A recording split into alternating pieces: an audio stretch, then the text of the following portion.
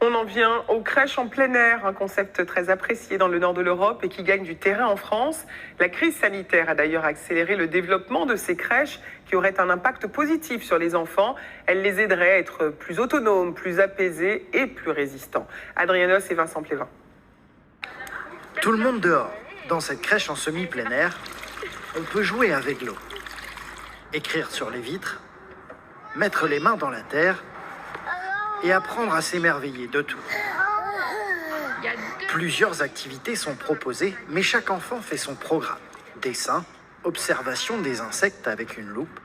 Avec les loupes, vraiment, on regarde toutes les espèces, autant animales que végétales. Et puis on en parle, on en discute, si ça vole, si ça pique, si on peut toucher ou non. Il y a aussi un atelier jardinage au potager. On le met dedans celui-là ? Allez, viens Étienne, on va le mettre dedans. On va le dépoter.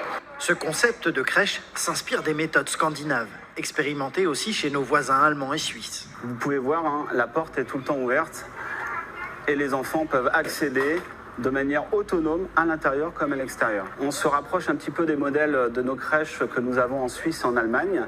La volonté, c'est d'être en connexion avec la nature à tout moment de l'année. L'idée, c'est que pour leur motricité, mais aussi pour leurs bronches, il est préférable de gambader en extérieur, même en cas de pluie. Tout est prévu d'ailleurs, ciré et bottes pour chacun. Parce qu'on peut sortir par tous les temps, et là c'est un petit peu humide, et ça permet qu'elle soit à l'aise et qu'elle soit pas trop mouillée. Ça peut être désagréable d'avoir des vêtements trempés.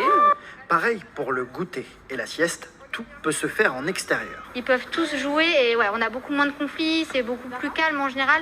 Et s'ils ont envie de crier, c'est pas du tout dérangeant parce que y a pas cet effet intérieur où si ça crie, ça va avoir un effet où il y a beaucoup d'enfants qui peuvent pleurer ou voilà.